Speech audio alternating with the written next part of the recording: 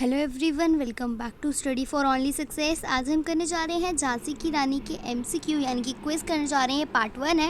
मैं आपको पार्ट 2 जल्दी अपलोड कर दूंगी चैनल पे। तो चलिए बिगिन करते हैं पार्ट 1 को। तो आप यहाँ पे देख सकते हैं, ये हैं कुछ पिक्चर्स झांसी की रानी के यानी लक्ष्मीबाई के। तो चलिए आगे चलते हैं। झांसी वाली रानी किसकी मुँह बोली बहन थी? यहाँ पे बहन, एक चीज़ याद रखिएगा, बहन हम कभी भी इस तरीके से नहीं लिखते हैं। बहन हम बहन बोलते हैं, बहन बोला जाता है पर सही प्रोनाउंसिएशन बहन होता है। तो नाना धुंधुपत की, शिवाजी की, शिव की, या फिर इनमें से किसी की भी नहीं। तो मैं आपको क्वेश्चंस के आंसर्स लास्ट में नहीं बताऊंगी, मैं आपको साथ के साथ बताती जाऊंगी।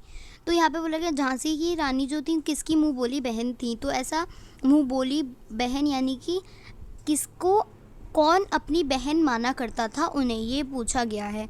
तो नाना धुंधुपत मानते थे उन्हें अपनी बहन, या फिर शिवाजी मानते थे, या फिर शिव मानते थे, या फिर उनमें से ये जो ऑप्शंस दिए गए हैं उनमें से कोई भी इनको अपनी बहन नहीं माना करता था। तो आप अगर अपने वसंत की बुक में देखते हैं 70 पेज नंबर पे, वहाँ पे सबसे पहली पंक्ति में दिया गया है कानपुर के नाना की मुँह बोली बहन छबीली थी। तो यहाँ पे कानपुर के नाना जो थे वो राजा थे वहाँ के। तो नाना उन्हें बोला जाता था राजा के लिए, तो उन्हें नाना प्यार से बुलाया जाता क्योंकि उनकी जो एज थी वो थोड़े आप कह सकते हो ओल्ड थे, यानी कि वो एल्डर थे, मतलब कि वो बुढ़े थे, इसीलिए उन्हें ज़्यादातर लोग नाना बुलाया करते थे। कानपुर के नाना यानी कि कानपुर के राजा जो थे उनकी मुँह बोली बहन लक्ष्मीबाई थी, यानी कि झांसी वाली रानी थी। तो इसका राइट आंसर हो जाएगा नाना धुंधुपत की। नेक्स्ट क्वेश्चन पे आते हैं, लक्ष्मीबाई कहाँ की रानी बनी? जो लक्ष्मीबाई थी वो कहाँ की रानी बनी? तो यहाँ पे अगर आप 70 पेज नंबर पे लास्ट पैरा में देखोगे, फर्स्ट लाइन दिया गया है, हुई वीरता की वैभव के साथ सगाई झांसी में। झांसी में वीरता के वैभव यानी कि जो बहुत ज़्यादा वीरता यानी कि जो बहुत ज़्यादा अच्छे से लड़ाई करते थे, वीर थे, उनके साथ उनकी सगाई हुई, उनकी शादी हुई। तो कहाँ पे हुई? झांसी में। तो फिर वो झांसी की रानी बनी क्योंकि उनकी झांसी में सगाई हुई। लक्ष्मीबाई का बचपन का नाम क्या था? उनके बचपन का नाम क्या था? मन्नू, छबीली, चित्रा, और ब दोनों। तो मन्नू उनका बचपन का नाम था। जो नाना धुंधुपत थे वो उनको मन्नू भी बुलाया करते थे और छबीली भी बुलाया करते थे। तो वहाँ पे 70 पेज नंबर पे आप देख सकते हो, कानपुर के नाना की मुँह बोली बहन छबीली थी। छबीली मुँह बोली बहन थी, यानी कि बोला गया है कि छबीली उनकी बहन माना करते थे, उन्हें छबीली बुलाया करते थे। तो उन्हें मन्नू भी बुलाया करते थे और छबीली भी बुलाया करते थे। तो इसका राइट आंसर अ और ब दोनों हो जाएगा, क्योंकि मन्नू और छबीली वो दोनों को बुलाया करते थे। नेक्स्ट क्वेश्चन, लक्ष्मीबाई किसको अपनी आराध्य माँ मानती थी? लक्ष्मीबाई जो थी वो अपनी आराध्य माँ किसको मानती थी, ये बोला गया है। तो किसको अपनी आराध्य माँ यानी कि अपनी जो माता हैं उन्हें किसको माना करती थी? तो लक्ष्मीबाई जो थी उनके पिता की सिर्फ वह एक अकेली संतान थी, वो एक ही संतान थी, उनकी कोई माता नहीं थी, उनकी कोई माँ नहीं थी। तो अपनी आराध्य माँ, वो अपनी माँ किसे मानती थी, वो यहाँ पे पूछा गया है। तो वो अपनी माँ दुर्गा को माना करती थी, माँ पार्वती को, माँ भवानी को, या माँ सरस्वती को।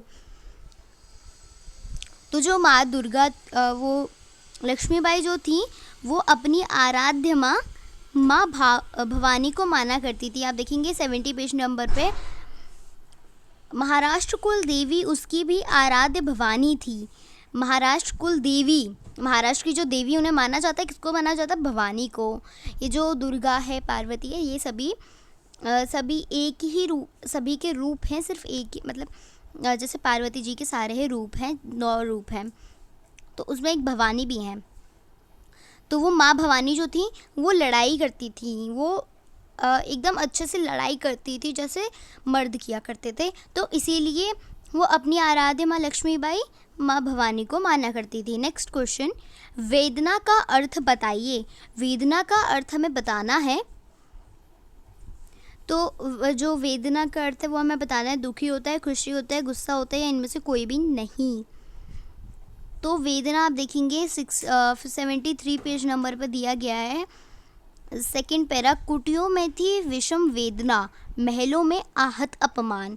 कुटियों में थी विषम वेदना, वेदना यहाँ पे आप देख सकते हैं बोला गया है, वेदना का हमें अर्थ बताना है। तो वेदना का जो अर्थ होता है वो होता है दुखी, दुखी होना। वेदना का अर्थ होता है दुखी होना। नेक्स्ट है, यह कविता किस डैश ने कहाँ से सुनी है। ये सुनी है, ये इस तरीके से होगा, ऊ की मात्रा यहाँ पे नहीं चढ़ाई गई है।